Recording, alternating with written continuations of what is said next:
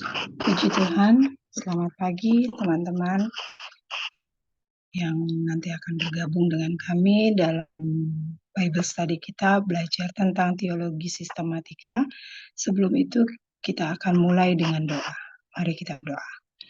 Kami bersyukur ya Tuhan, saat pagi hari yang indah ini Tuhan Yesus, kembali kami datang kepadamu, kami menaikkan ucapan syukur kami, Engkau sudah menyertai kami Tuhan Yesus yang baik, di sepanjang istirahat malam kami hingga kami boleh bangun di pagi hari dengan tubuh sehat, kuat lagi yang baru daripadamu. Terima kasih Tuhan Yesus atas hari yang baru ini. Kami percaya ini semua karena anugerah-Mu yang begitu besar dan melimpah buat kami Tuhan Yesus.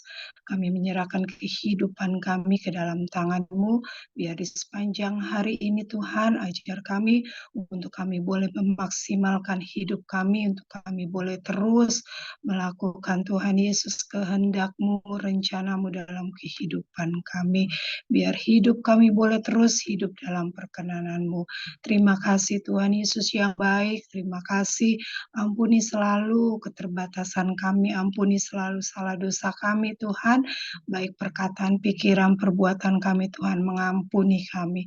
Terima kasih Tuhan Yesus, terima kasih pagi ini Tuhan, kami bersyukur atas waktu yang Kau berikan buat kami.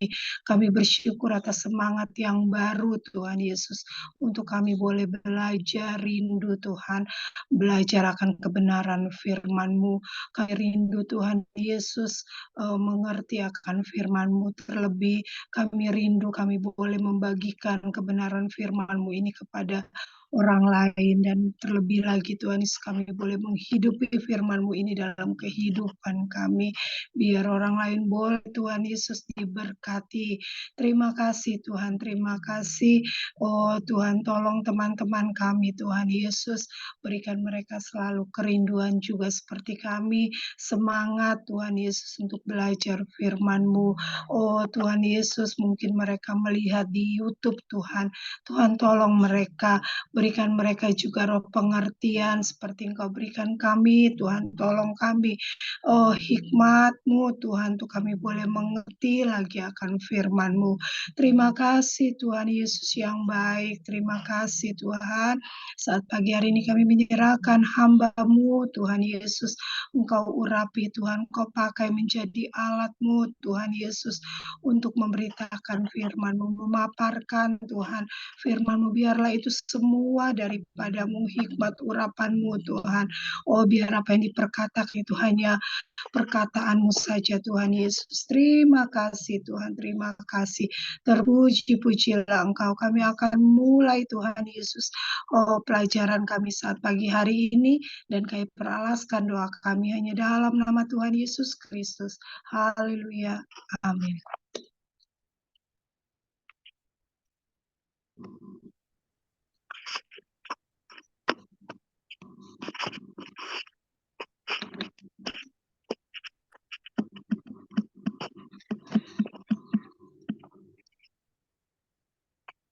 Puji Tuhan, selamat pagi.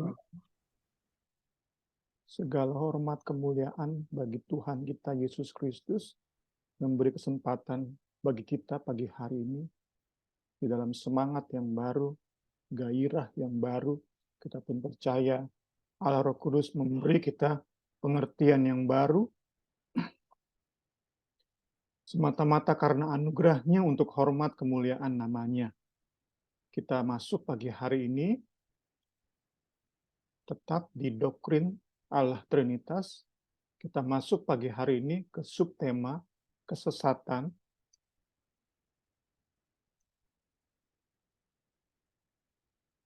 dalam labirin doktrin Trinitas.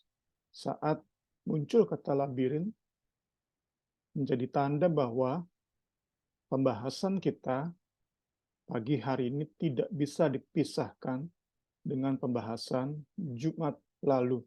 Untuk itu, kita mengulang sedikit pembahasan Jumat lalu. Dijelaskan bahwa oleh buku referensi kita, dijelaskan bahwa urusan merumuskan doktrin atau usaha merumuskan doktrin Trinitas serupa dengan menyusuri sebuah labirin. Apa itu labirin?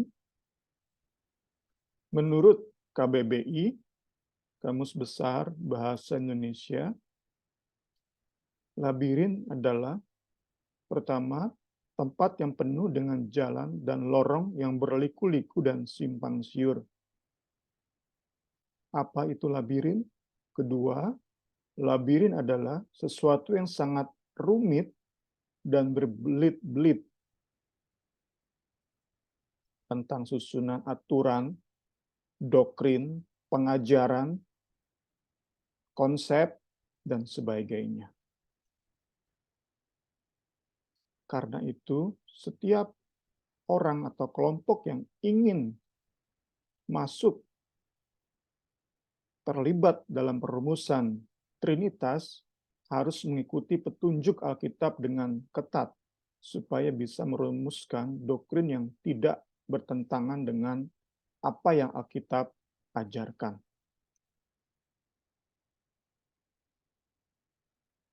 Salah memilih jalan, seharusnya belok kanan tetapi lurus, seharusnya lurus tetapi belok kiri, salah memilih jalan akan berakhir pada jalan buntu. Inilah yang terjadi dalam sejarah gereja. Tentu pelakunya adalah para pimpinan gereja. Kita kenal dalam bahasa Inggris bishop, diterjemahkan ke Indonesia uskup. Sekali lagi, tentu yang terlibat dalam perumusan Trinitas dan mereka yang pada akhirnya bertemu dengan jalan buntu kesesatan, mereka ini adalah para pimpinan gereja, bishop atau uskup. Karena mereka kurang ketat menaati petunjuk Alkitab. Banyak pihak bishop, uskup ini salah dalam menafsirkan apa yang Alkitab ajarkan tentang Trinitas. Ini membawa mereka berakhir pada kesesatan. Tentu bukan hanya mereka, tetapi para pengikut bishop atau uskup ini juga terikut ke dalam kesesatan. Pagi hari ini kita mau mempelajari beberapa orang, beberapa kelompok yang salah mengambil jalan, salah dalam menafsirkan dasar Alkitab tentang Trinitas, dan dengan demikian membawa mereka dan pengikut mereka kepada jalan buntu kesesatan. Setidaknya ada 3 pemahaman yang dianggap bidat dalam sejarah gereja. 3 pemahaman ini yang kita bahas pagi hari ini. Pertama adalah monarkisme dinamik.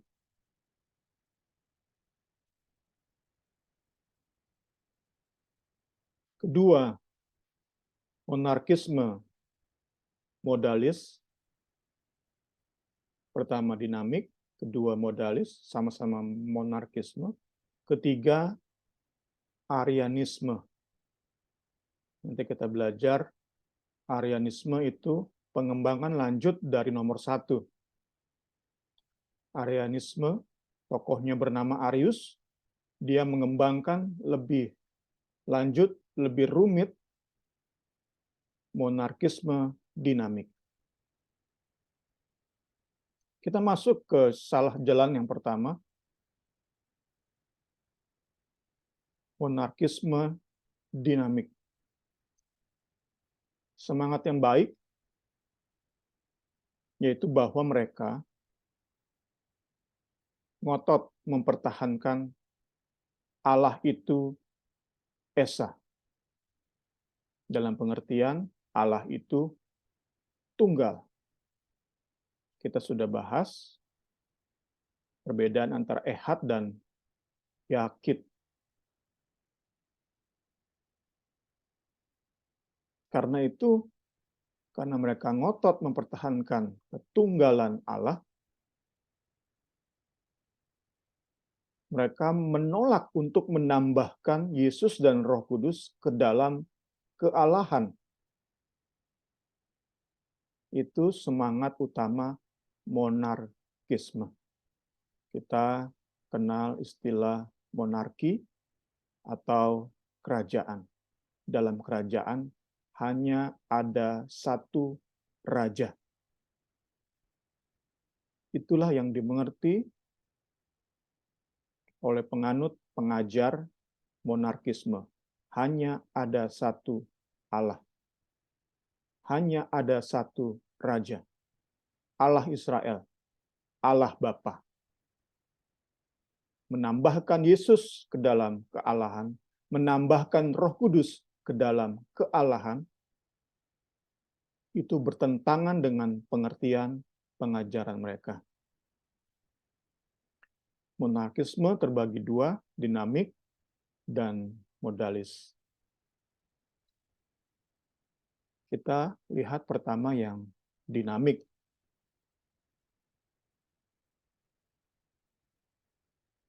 Diajarkan oleh dialogi, sebuah kelompok yang menolak kristologi logos. Mereka mempelajari pribadi atau keberadaan Yesus Kristus hanya berdasarkan Injil sinoptik.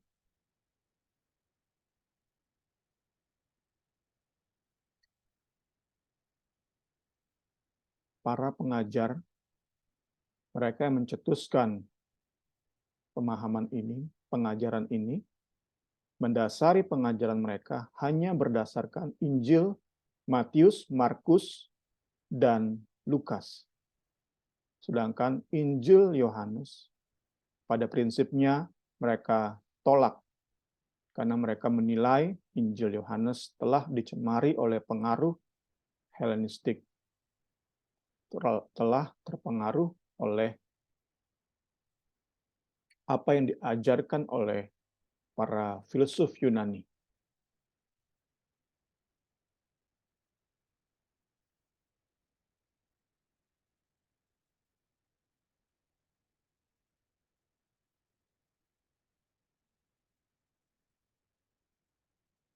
Mereka berkeyakinan bahwa Yesus bukanlah Allah dalam kekekalan. Yesus menjadi Allah di satu titik tertentu, di momen tertentu. Kapan itu terjadi?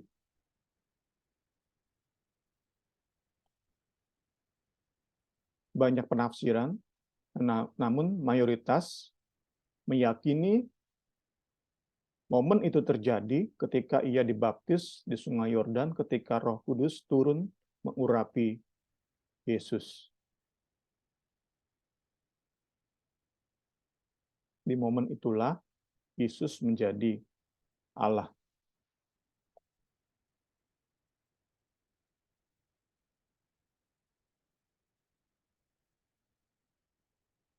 Dan kemudian, oleh karena kesalehan dan ketaatan Yesus kepada Bapa, ia menjadi anak Allah.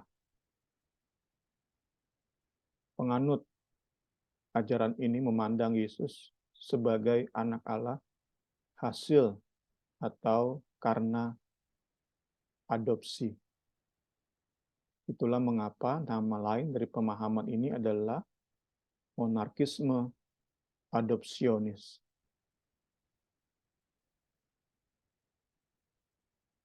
Kita sudah belajar bahwa Yesus dilahirkan oleh Allah, oleh Bapa, di dalam kekekalan. itu ditolak oleh monarkisme dinamik.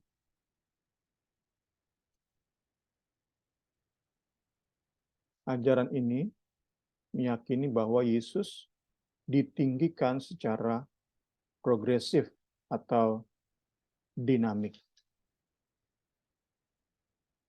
Kita bisa langsung paham bahwa ajaran ini dinamakan monarkisme dinamik karena pemahaman ini. Yesus ditinggikan secara progresif atau dinamik untuk pada akhirnya mencapai status kealahan. Karena hubungan moral antara Yesus dengan Sang Bapa, antara ketaatan, kesalehan Sang Anak, dan kehendak Allah Bapa.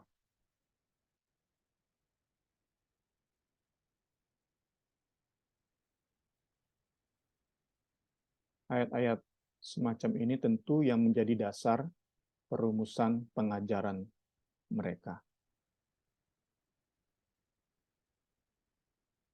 Sebagai tips sedikit untuk lebih mengerti apa yang kita pelajari pagi hari ini, secara umum kita bisa bedakan bahwa pengajaran dinamik itu lebih memakai Alkitab sebagai dasar. Sedangkan pengajaran modalis, monarkisme modalis, itu memakai filosofi Yunani sebagai dasar. Itu tips awal untuk kita dibuat, dimampukan, dimungkinkan lebih mengerti pembahasan kita pagi hari ini.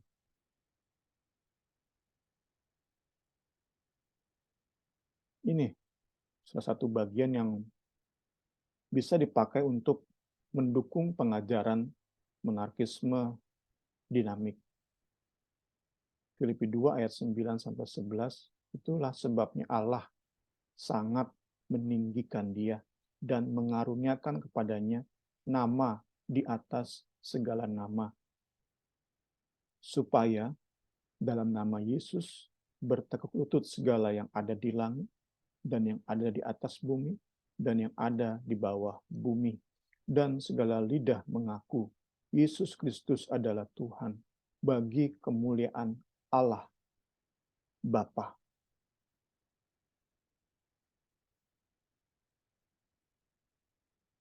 Ayat semacam ini, ayat ini ditafsirkan oleh mereka bahwa Yesus ditinggikan, bahwa Allah sangat meninggikan Yesus secara progresif, secara dinamik. Sampai akhirnya dia mencapai status Allah, status sebagai sesembahan pribadi yang disembah oleh umatnya.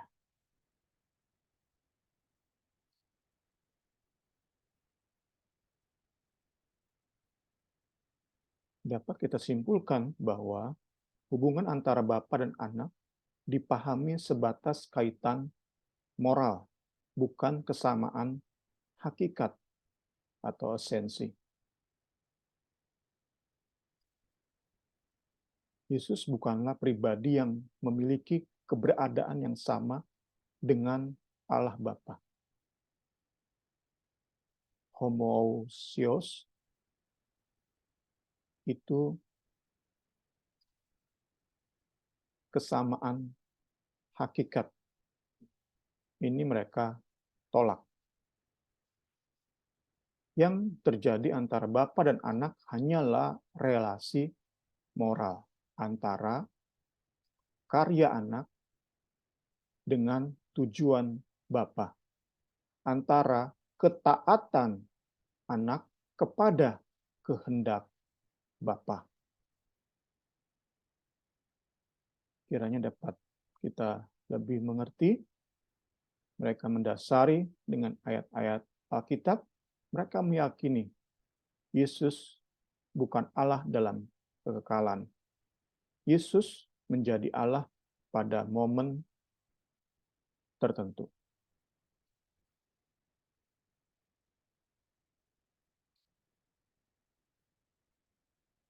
Tokohnya adalah Samosata, pemimpin gereja Antioquia pada abad ketiga. Kita mulai coba bedakan kubu timur dan kubu barat. Gereja timur itu diwakili oleh Antioquia.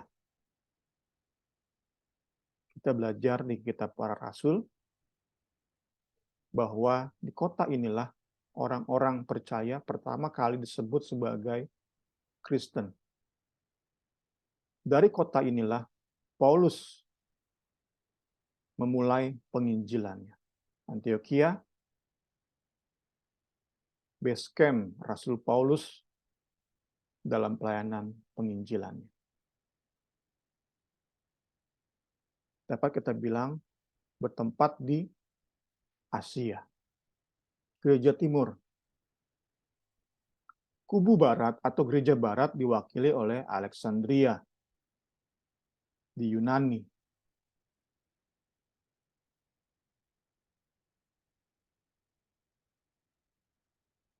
Dengan pemahaman pengetahuan ini, kita tahu bahwa Samosata, Gereja Timur.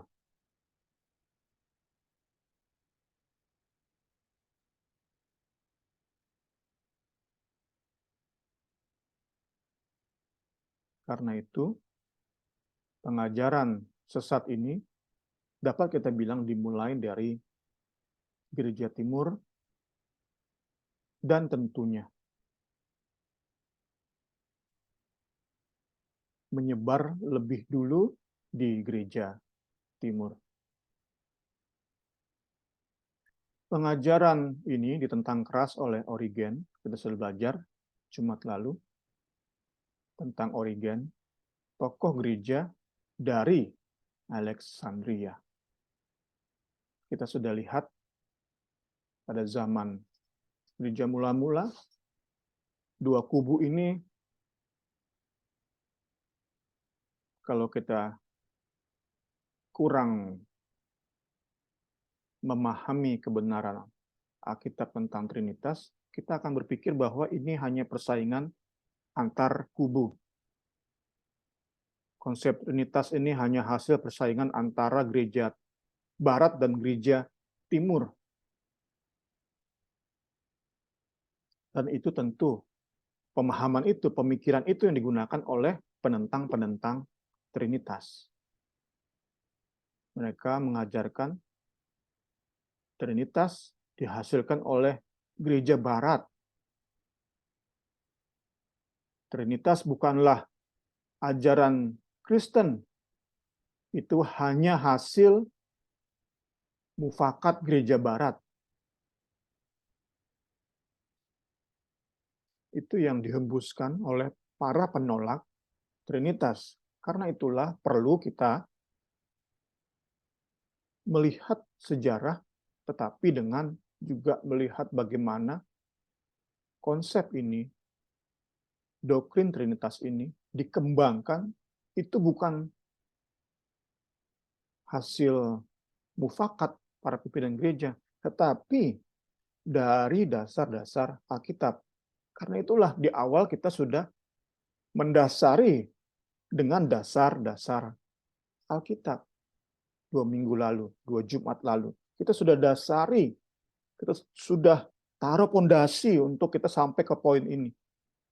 Kita sudah taruh dasar, supaya kita jangan disesatkan dengan hembusan isu, ini hanya hasil dua kubu nggak setuju. Akhirnya yang menang itu gereja Barat. Akhirnya dipakailah Trinitas seperti yang ada sekarang. Kita akan kacau. Karena itulah kita sudah awali dengan keyakinan bahwa Trinitas itu punya dasar Alkitab yang kuat. Itu pondasi kita. Sehingga hembusan apapun, isu-isu yang coba disampaikan, termasuk tentu dari saksi-saksi Yehova, mereka juga sama menghembuskan isu tersebut. Itu hanya hasil mufakat di Konsili Nisea yang mewakili gereja barat. Trinitas itu hanya karangan orang-orang tertentu di abad keempat di kota Nisea. Itu yang mereka hembuskan. Karena itu sekali lagi, buku kita ini, pengajaran kita, teologi sistematik kita sudah mendasari dengan menyatakan bahwa Trinitas punya dasar Alkitab yang kuat. Puji Tuhan, puji Tuhan, puji Tuhan.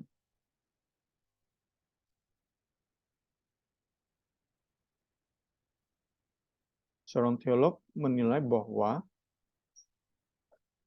monarkisme dinamik mempertahankan keesaan atau lebih tepat ketunggalan Allah dengan cara mengorbankan kealahan Yesus Kristus.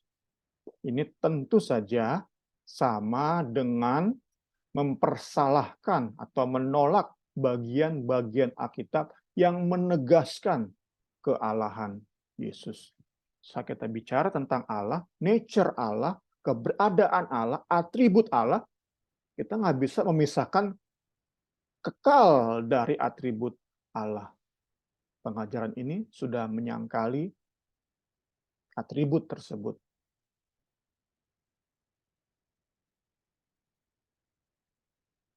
Monarkisme dinamik membawa setiap pengikutnya menjadi bidat Kristen. Membawa setiap pengikutnya masuk kepada belokan yang salah dan berujung kepada jalan buntu kesesatan. Kita diskusi sedikit, dipersilakan para penanggap yang ingin menanggapi sebelum kita masuk ke modalis.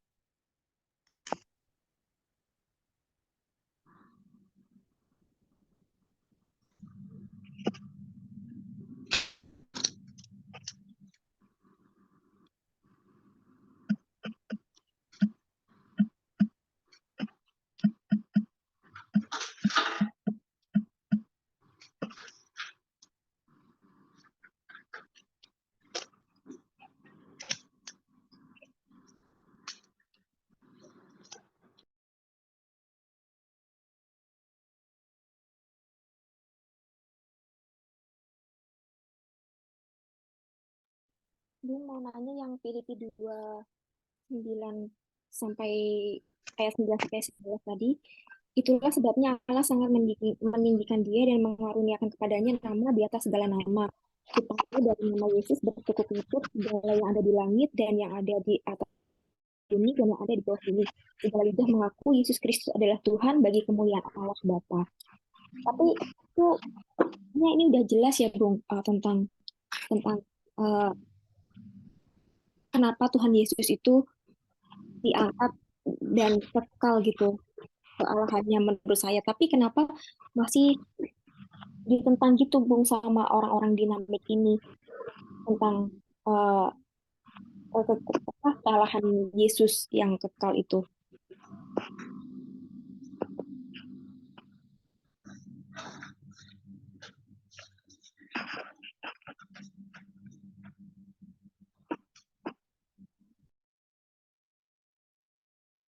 Yang saya pahami, tampaknya mereka menafsirkan ayat ini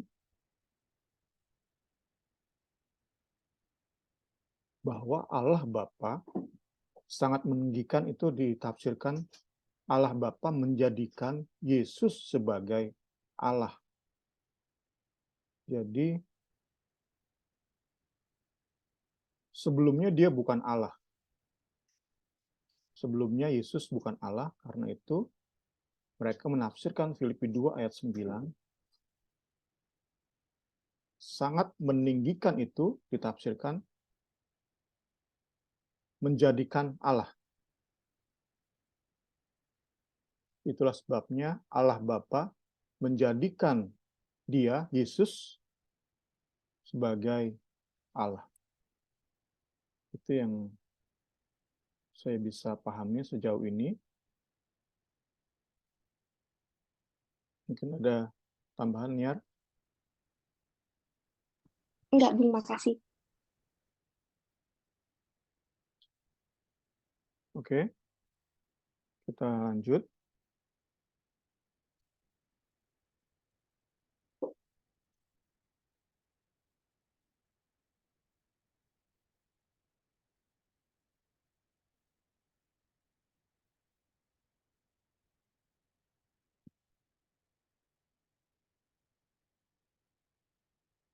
Diulang lagi bahwa dinamik lebih mendasarkan ajaran mereka dengan ayat-ayat Alkitab. Sedangkan modalis lebih mendasarkan ajaran mereka dengan filosofi Yunani. Tentu pastinya mereka pun gunakan ayat Alkitab. Karena mereka mengajarkan Trinitas versi mereka di gereja. Nggak mungkin nggak pakai ayat Alkitab. Tidak mungkin tanpa ayat-ayat pendukung. Pasti ada ayat-ayat pendukung. Tetapi yang menjadi dasar itu adalah filsafat Yunani. Modalis melihat alam semesta sebagai sebuah organisasi besar berikut sistem hierarkinya dengan Allah sebagai keberadaan tertinggi.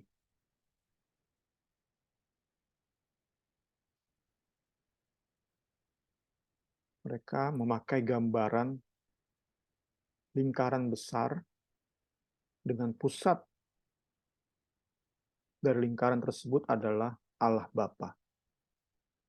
Ini pun digambarkan seperti Allah Bapa ini matahari. Matahari ini bersinar. Pancaran sinar inilah yang menghasilkan alam semesta dengan segala isinya.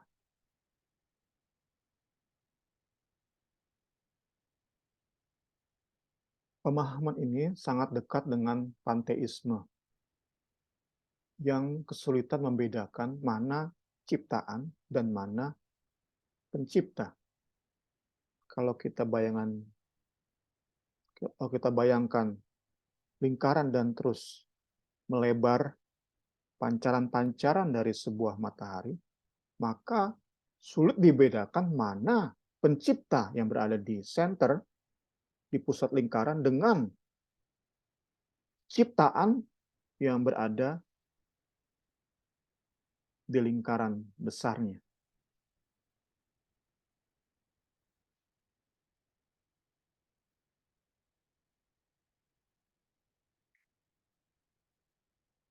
Itu pengaruh Neoplato. Pengaruh Gnostik dengan menyebut Allah di pusat itu sebagai pemikiran ilahi.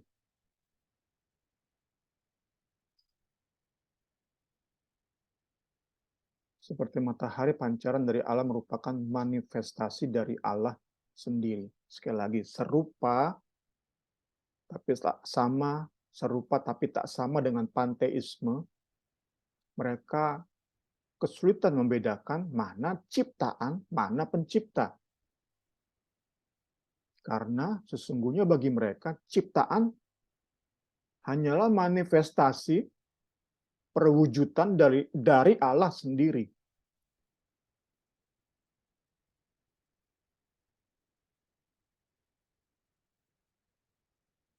Allah di pusat, semakin jauh dari pusat lingkaran, semakin rendah hierarkinya, semakin rendah keberadaannya. Namun, tetap merupakan manifestasi perwujudan dari Allah sendiri yang berada di pusat, dari pemikiran ilahi.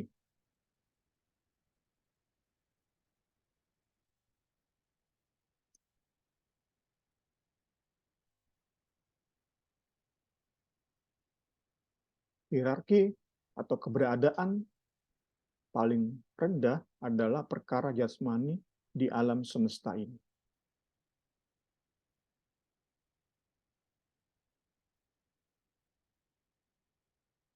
Manusia, binatang, tumbuhan, segala harta benda itu dianggap paling rendah.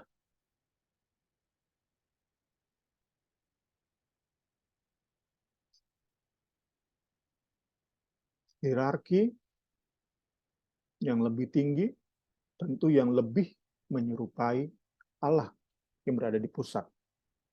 Makin ke dalam lingkaran tersebut, makin menyerupai Allah dengan Yesus Kristus sebagai pancaran pertama. Kita sudah bisa simpulkan bahwa Yesus sendiri bukan Allah, karena Allah hanya satu. Kembali disebut sebagai monarkisme, karena Allah hanya satu. Sang Raja hanya satu. Hanya di pusat lingkaran ini, si matahari ini hanya satu.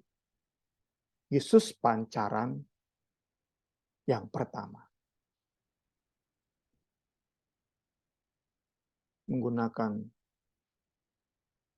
sebutan dari Injil Yohanes, Logos, itu berarti Yesus yang adalah Logos merupakan keberadaan yang paling menyerupai, paling mirip dengan divine mind atau pemikiran ilahi.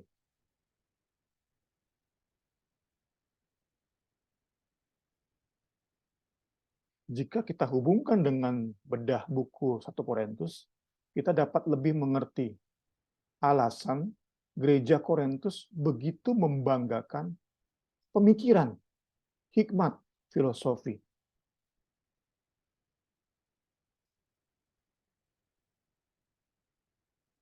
Sebuah semangat yang mereka tidak dapati di gereja, di Injil. Pada salib, mereka tidak dapati hal tersebut. Mereka lebih terpuaskan saat mereka belajar filsafat Yunani saat itu. Itulah mengapa dibawalah masuk ke dalam gereja filsafat Yunani.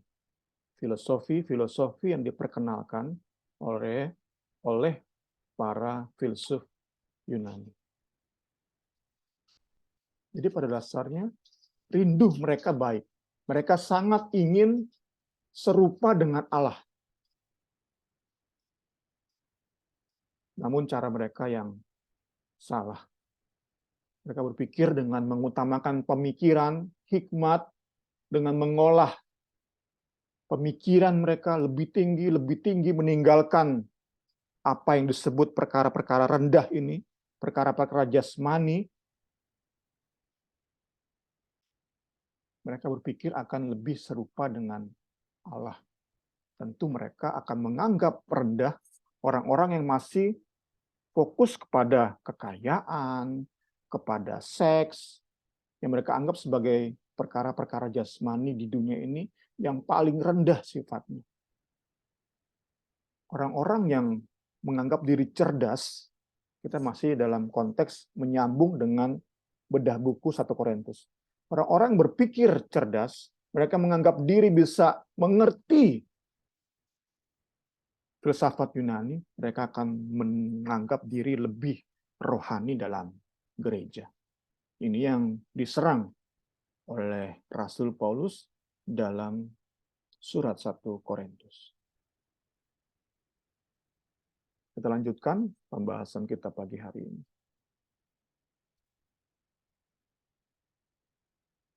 Ajaran ini menurunkan status Yesus demi mempertahankan ketunggalan Allah. Yesus Kristus diyakini sebagai keberadaan yang berada satu level di bawah Allah Bapa. Ia memang lebih tinggi dari para malaikat, dari semua malaikat ia lebih tinggi. Apalagi di atas manusia, jauh lebih tinggi dia. Namun, Yesus keberadaannya di bawah Allah Bapa. Ia tidak sehakikat dengan Allah Bapa. Tokoh utama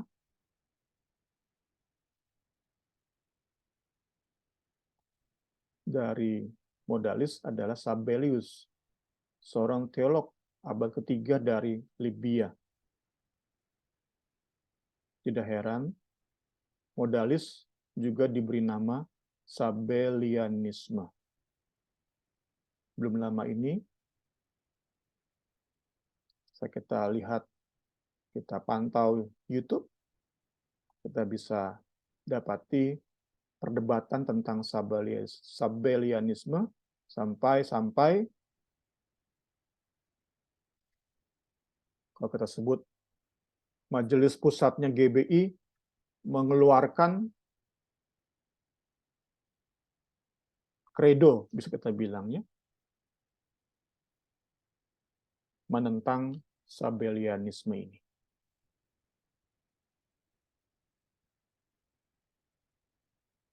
Sabellius memantapkan pemikiran monarkisme yang dikembangkan oleh Noetus dari Smyrna dan Praxeas. Praxeas sudah kita bahas Jumat lalu.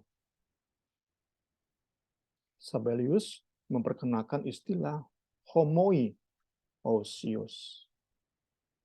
Tadi kita sudah ketemu dengan istilah ini. Namun, perbedaannya hanya pada satu kata, satu huruf, maaf. Kalau tadi hakikat antara Bapa dan anak, itu istilahnya adalah homoousios. Sabellius menambahkan huruf I, homoiousios. Kalau homo itu sama, homoi itu serupa atau mirip. Yang mengajarkan bahwa keberadaan Yesus hanyalah serupa, bukan sama dengan Allah Bapa. Allah Anak menyerupai Allah Bapa. Itu yang diajarkan oleh Sabellianisme.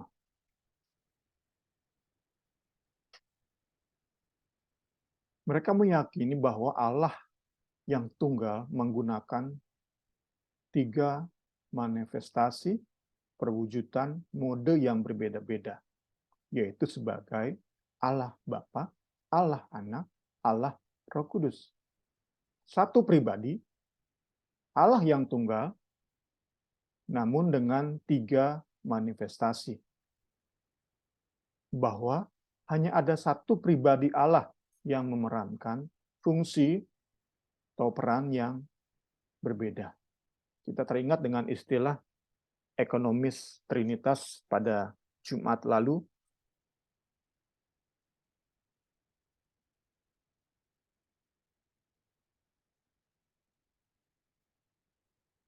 Sabellius mengajarkan bahwa Bapa sendiri yang turun ke rahim Maria. Dan ketika Yesus menderita dan mati di Kalvari, Bapa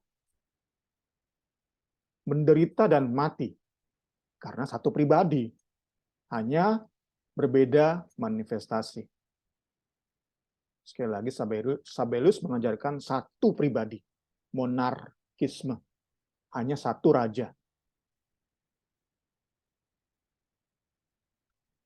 Ketika Yesus menderita mati di Kalvari, Bapa menderita dan mati di Kalvari.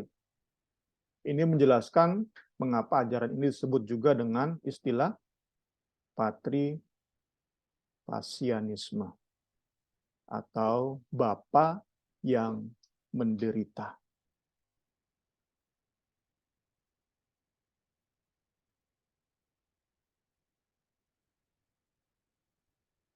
Ajaran ini juga membawa pengikutnya kepada jalan buntu kesesatan.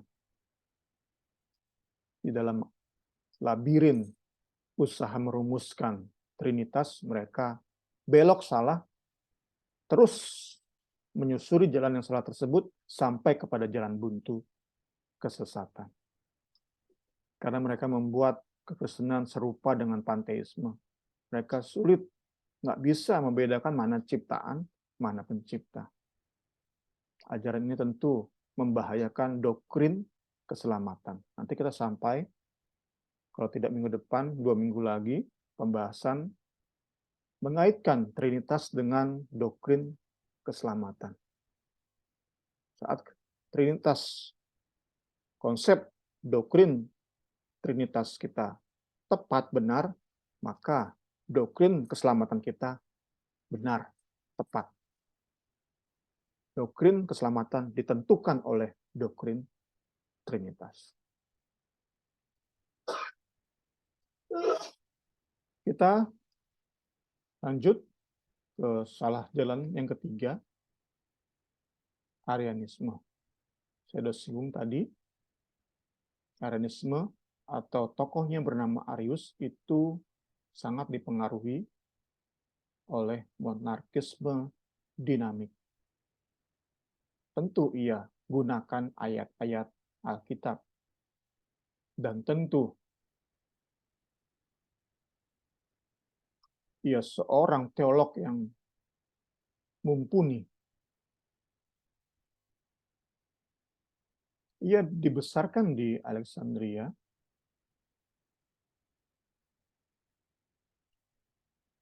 Diangkat sebagai pemimpin atau bishop, uskup di Alexandria. Namun demikian, yang murid dari Gereja Timur, Antioquia.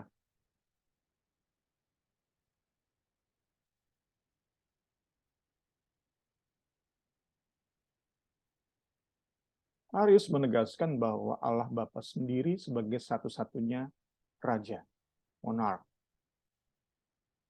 Hanya ia saja yang kekal.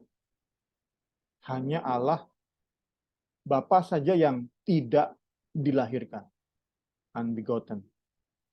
Sedangkan semua yang lain dilahirkan, begotten, termasuk Yesus.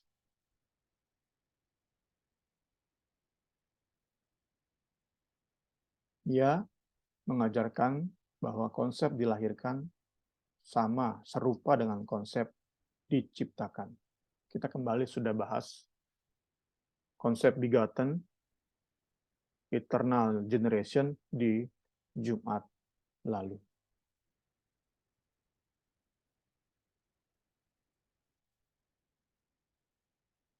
Arius menjelaskan bahwa Allah menciptakan sebuah zat independen, bahasa Latinnya substansia,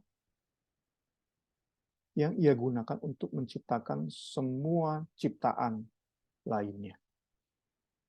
Zat ini yang Allah ciptakan lebih dulu dari semua ciptaan lainnya adalah Anak. Saat kita belajar ajaran-ajaran sesat ini, pada prinsipnya, kalau saya dapati hanya satu, mempertahankan ketunggalan Allah. Penolakan keras, penolakan di hati yang benar-benar nggak bisa terima bahwa Allah itu yang mereka sembah 3 pribadi. Itu nggak bisa mereka terima. Saya dapati seperti itu. Sehingga mereka cari jalan bagaimana, mereka memikirkan jalan seperti apa,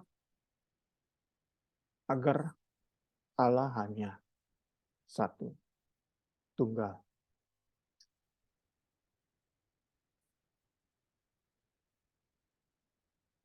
Dicetuskan tahun 319.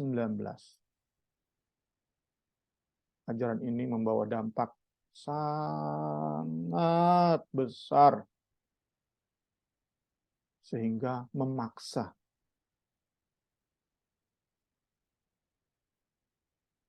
mayoritas pimpinan gereja saat itu mengadakan konsili.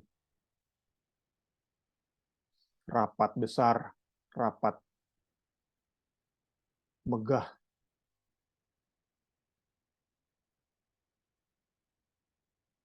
Konferensi.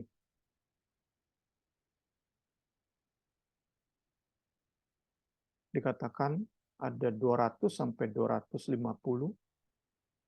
uskup itu berkumpul, dapat kita katakan hanya satu tujuan. Menangkal pengaruh Arius. Itu tujuannya. Kalau kita mau sederhanakan konsili ini, konferensi ini. Hanya satu tujuan. Menangkal berkembangnya ajaran Arius. Itu aja. Kalau kita mau sederhanakan tujuan konsili ini. Ya, kembali kita sedang bermain kubu kalau kita mau sederhanakan. Karena itulah kita sudah punya dasar tadi ya. Dasar Alkitab udah jelas di bagian pertama. Ini seperti bermain kubu. Di gereja barat ada Kaisar Roma, Konstantin. Tentu lebih punya power. Dengan persetujuan dia, dikumpulkanlah uskup-uskup pada tahun 325. Kalau kita lihat perbedaan 319 sama 325 itu hanya 6 tahun, tetapi ajaran ini menyebar luar biasa. Kepentingan Konstantin adalah dia takut gereja pecah. Dia takut gereja pecah. Karena itulah dia menyetujui, bahkan mungkin sebagai penyedia semua dana, semua yang dibutuhkan untuk konsili ini diadakan. Mungkin dikirim untuk transportasi, semua akomodasi diadakan oleh kaisar ini. Kepentingannya satu. Jadi dia bukan benar-benar jadi Kristen. Diyakini dia Kristen bohong-bohongan. Konstantin ini ya. Dasar dia adalah tidak ingin gereja pecah. Jadi timur dan barat. Kalau gereja pecah, dengan sendirinya kekuasaan dia dalam bahaya. Karena saat itu pengaruh gereja sudah sangat besar. Ya, itu gambaran sedikit tentang apa yang terjadi di tahun 300-an ini. Tujuan mereka berkumpul sebenarnya hanya satu. Menentang, menolak, membatasi pengaruh Arianisme. Ini kredo yang dihasilkan oleh Konsili Nisea.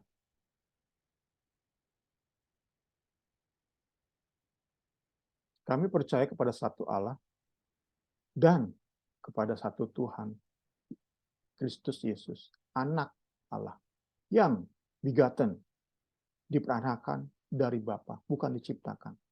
Satu-satunya yang diperanakan, yaitu dari substansi Allah Bapa. Ia diperanakan, bukan dicipta. Ia Yesus, Tuhan Kristus Yesus, sehakikat homoousios dengan Bapa. Dari formulasi saja kita sudah tahu rumusan ini untuk melawan apa yang diajarkan oleh Arius. Kita akan bahas tentu lebih lanjut di minggu depan, di Jumat depan. Saya tutup dengan pemikiran seperti ini ya. Fakta sejarah tentang berkembang pesatnya Arianisme, itu mengajari kita setidaknya dua penyebab berkembang pesatnya ajaran sesat, ajaran palsu. Pertama,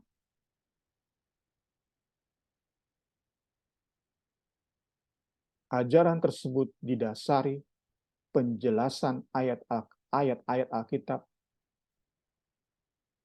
yang dapat dipercaya, sangat terpercaya. dan dari teolog yang juga kredibel.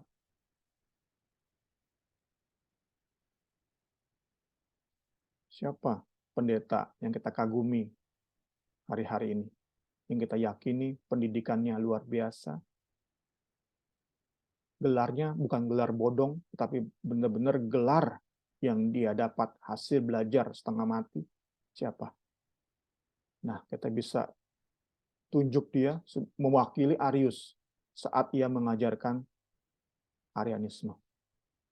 Didasari ayat Alkitab dengan penjelasan meyakinkan dari seorang teolog yang sangat juga meyakinkan latar pendidikannya. Itulah pertama penyebab dari berkembang pesatnya ajaran Arianisme. Kita bisa memakai Arianisme untuk menjadi perwakilan dari semua ajaran sesat dari zaman abad mula-mula sampai ke zaman kekinian. Saat sebuah ajaran sesat didasari dengan ayat Alkitab yang terpercaya, dari teolog yang terpercaya, itu mudah berkembang. Karena itu menjadi perjuangan kita sama-sama. Belajar dan belajar Alkitab. Sehingga kita setidaknya bisa melawan dengan nomor 2 ini. Kita bisa menjelaskan Alkitab secara gamblang, secara eksplisit. Karena itulah kita dalami dan kita mau punya sistem dalam menjelaskan untuk bisa dimengerti oleh orang banyak. Itulah cara gereja saat itu melawan pengaruh Arianisme. Mereka kumpul sama-sama, mereka merumuskan ontologis Trinitas secara eksplisit. Saat ini terjadi, tentu kita yakini ajaran Arianisme tertahan pengaruhnya. Tetapi dapat kita katakan apa yang dilakukan oleh para uskup ini sedikit telat. Belajar dari mereka, kita mau sekarang, kita mau saat ini, jangan sampai telat. Sedini mungkin kita belajar, dan belajar. Mungkin kita cuma sedikit jumlahnya, segelintir orang yang punya pemahaman, semangat yang sama, tetapi saat kita belajar dari sejarah, kita rindu, kita dipakai oleh Tuhan, jadi alat Tuhan untuk sedini mungkin menghambat perkembangan ajaran sesat. Terlebih ajaran-ajaran yang didasari oleh ayat-ayat Alkitab yang diajarkan oleh teolog terpercaya. Puji Tuhan, kiranya ini memperlengkapi kita pada saat pagi hari ini, sehingga sungguh kita dapat dipakai oleh Tuhan jadi alatnya memberkati banyak orang. Slide terakhir, ini termasuk sebagai intro untuk Jumat depan. Perumusan doktrin Trinitas di Nicea tahun 325 yang merumuskan bahwa Yesus adalah Allah, dan di Konstantinopel tahun 381 yang merumuskan bahwa Roh Kudus adalah Allah, bukan tindakan menciptakan ajaran baru, melainkan usaha mayoritas pimpinan gereja menangkal pengaruh Arianisme dengan cara memperjelas, membuat gamblang, membuat eksplisit ajaran Alkitab yang sudah dipercaya sejak abad pertama. Puji Tuhan, diberi kesempatan bagi penanggap sebelum kita tutup dalam doa.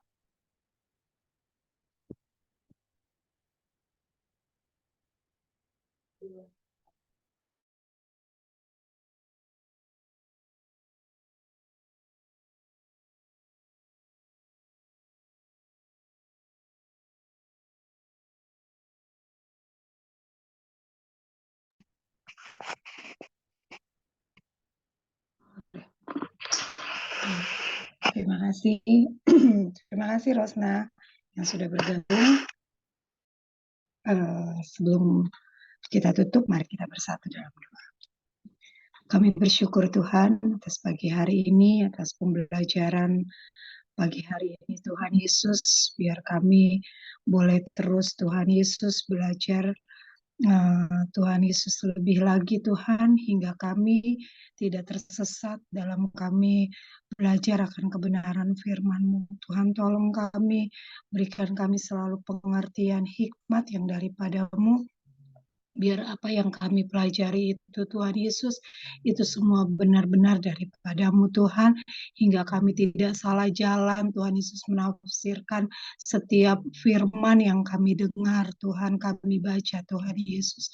Tolong kami terus Tuhan Yesus, berikan kami selalu semangat untuk kami lebih lagi belajar akan kebenaran firman-Mu.